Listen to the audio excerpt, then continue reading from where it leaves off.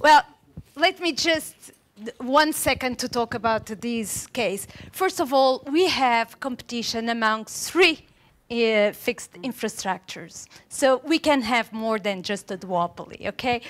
And this agreement, well, there is an expression from the operators in Portugal that I think I should tell you.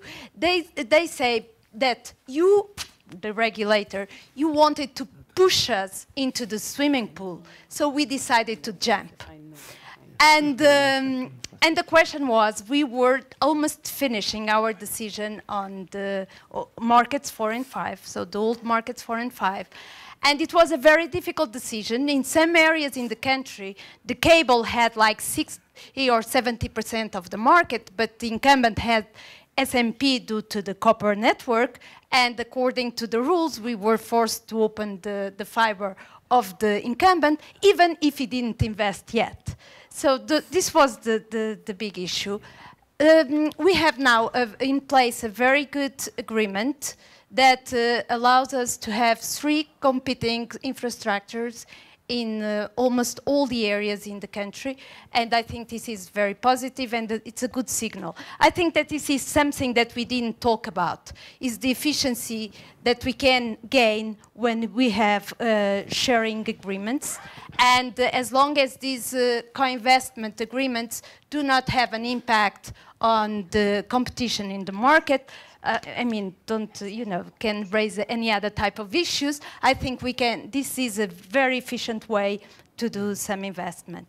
The take-up, I think, is fundamental. We have been talking about investment and incentives for investment, but we forget that in many cases, the problem is the lack of demand. So in my country, we have a very large coverage in terms of NGA, and we are among the top 10 countries in Europe with FTTH coverage, but in terms of take-up, we are pretty much below the European average. So demand is for sure a very important driver for investment as well. So, but I just wanted, first of all, to thank all the speakers that we have here today that shared these 4 intensive hours with us.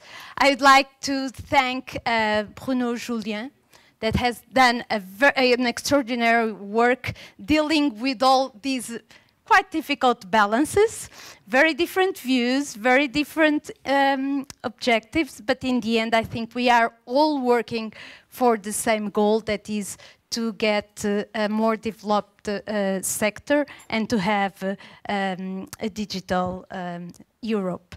I would like to thank our host for the very wonderful view that he gave us today. I'm so impressed, you know, I love the Alps, and so this is for me amazing. And for the, you know, the warm hospitality. I would like to thank Jorge and Rasha that have put in place all this workshop. I'd like to thank all of you that have traveled to Bern to be here today and to discuss with us. And let me see if I'm forgetting anything. Well, all this discussion is food for thought for the work that we must do in berec. As you can see, we have a big challenge because we must try to see how can we help the Commission, how can we think about the future of regulation in Europe. And